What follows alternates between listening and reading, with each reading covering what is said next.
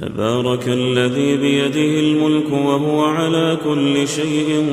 قدير الذي خلق الموت والحياة ليبلوكم أيكم أحسن عملا وهو العزيز الغفور الذي خلق 7 سماوات طباقا ما ترى في خلق الرحمن من تفاوت فارجع البصر هل ترى من فطور ثم ارجع البصر كرتين ينقلب إليك البصر خاسئا وهو حسير ولقد زينا السماء الدنيا بمصابيح وجعلناها رجوما للشياطين وأعتدنا لهم عذاب السعير وللذين كفروا بربهم عذاب جهنم وبئس المصير إذا ألقوا فيها سمعوا لها شهيقا وهي تفور تكاد تميز من الغيظ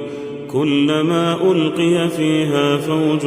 سألهم خزنتها ألم يأتكم نذير قالوا بلى قد جاءنا نذير فكذبنا وقلنا ما نزل الله من شيء إن أنتم إلا في ضلال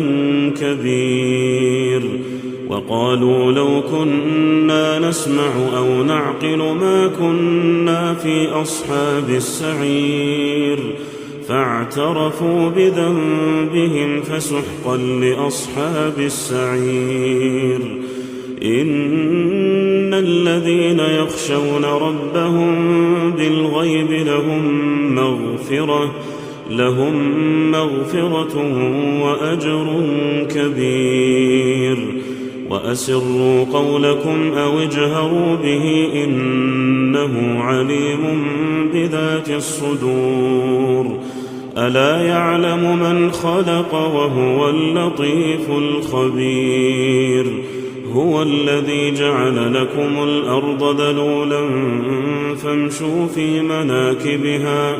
فامشوا في مناكبها وكلوا من رزقه وإليه النشور أأمنتم من في السماء أن يخسف بكم الأرض فإذا هي تمور أم أمنتم من في السماء أن يرسل عليكم حاصبا فستعلمون كيف نذير ولقد كذب الذين من قبلهم فكيف كان نكير أولم يروا إلى الطير فوقهم صافات ويقبضن ما يمسكهن إلا الرحمن إنه بكل شيء بصير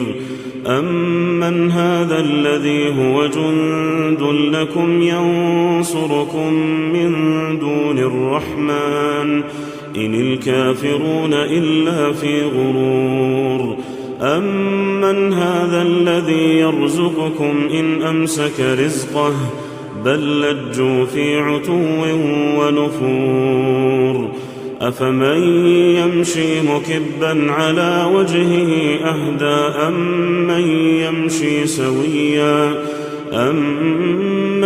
يمشي سويا على صراط مستقيم قل هو الذي أنشأكم وجعل لكم السمع والأبصار والأفئدة قليلا ما تشكرون قل هو الذي ذرأكم في الأرض وإليه تحشرون ويقولون متى هذا الوعد إن كنتم صادقين قل إنما العلم عند الله وإنما أنا نذير مبين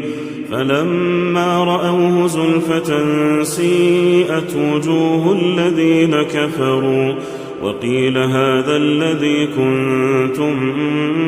به تدعون قل أرأيتم إن أهلكني الله ومن معي أو رحمنا